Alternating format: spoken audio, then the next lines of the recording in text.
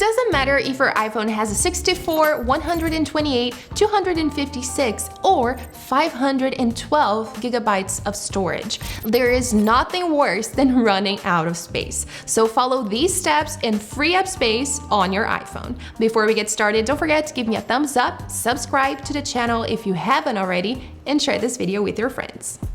So first of all, make sure to check your iPhone's storage. Check out which apps are taking up more storage on your device. So make sure you go to Settings, General, and iPhone Storage. Here you'll be able to see a list of all your applications and how much space they are taking. So what I highly recommend you do is to delete applications that you do not use. So you have two options. You can either go through your settings and delete them manually, or you can go back to Settings, General, Storage, and press on Offload Unused Apps. By enabling this option, the iPhone will automatically offload unused apps when you're low on storage.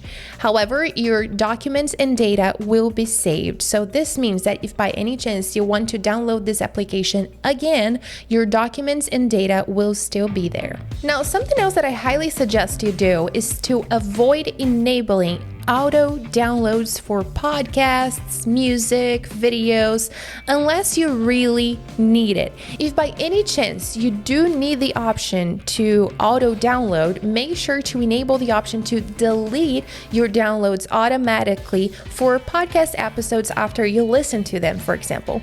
I prefer to disable auto downloads altogether because if by any chance I never listen to an episode, it will continue to be there. And I only download what I really need, and if I know that I'm not going to have internet, for example. So if you know that you always have internet, there's no point of downloading anything really and downloading automatically. So really think whether you need to use this feature or not.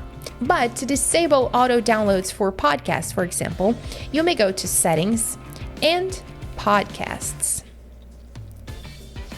Here you can press on Download Episodes and choose between Off, Only New, or All Unplayed. As I said, I like to leave it off, but you can choose whatever you prefer. And as I've mentioned, I highly suggest you enable the option to delete played episodes because they can be automatically deleted 24 hours after they're played. So this will also save you space in case you like the option to have auto downloads enabled. If you have Spotify Premium, you can also make sure to disable auto downloads or delete music that was previously downloaded. So make sure to open Spotify, go to your library, and here you can see that the playlists that have this green icon are the playlists that are downloading whenever a music is updated. So I'm gonna press on this one, and here you can see that all of these songs are downloaded on my iPhone, and I don't want this option anymore. I really like to use this feature when I was running outside because if by any chance I got into an area with no cellular data, I would still be able to listen to my playlists. However, I'm not using this right now, so I will disable it. Simply press on the green icon and remove downloads. If you have Netflix, you can do the same thing. So you can go to Netflix, press on your user, and press on downloads. Here you'll be able to see if you have any downloads, and if you do, you can simply delete them.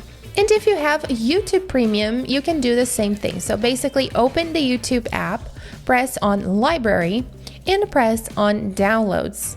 If you have any downloads, they will show up here, and then you can delete the ones that you don't need. Something else that I highly recommend you do is to use the option to store photos and videos in cloud services. This is a very great way to free up space when your storage is full. I like to use Google Photos.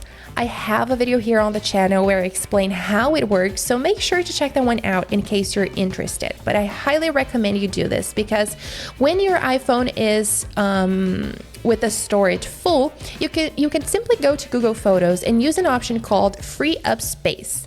Then Google Photos is going to remove all the photos from your iPhone that are already stored inside Google Photos. So it's very easy to use, and I really like this option. Now, if your iPhone has the live photo feature, I recommend you disable live photos and only enable it when you need it. To disable live photos, open the camera app and press on the live photo icon.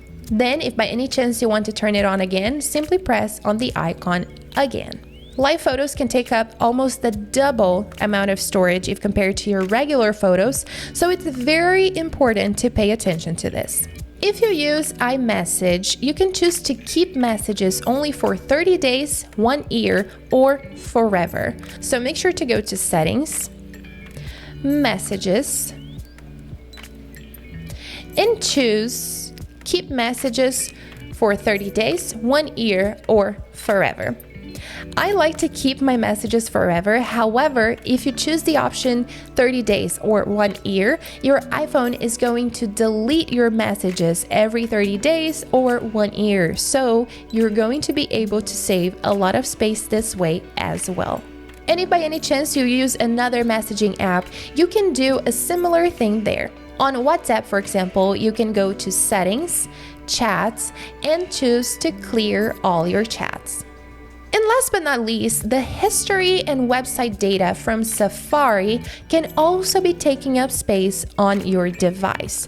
So if you want to clear the history and website data from Safari, basically go to Settings, Safari, and go all the way down and press on Clear History and Website Data.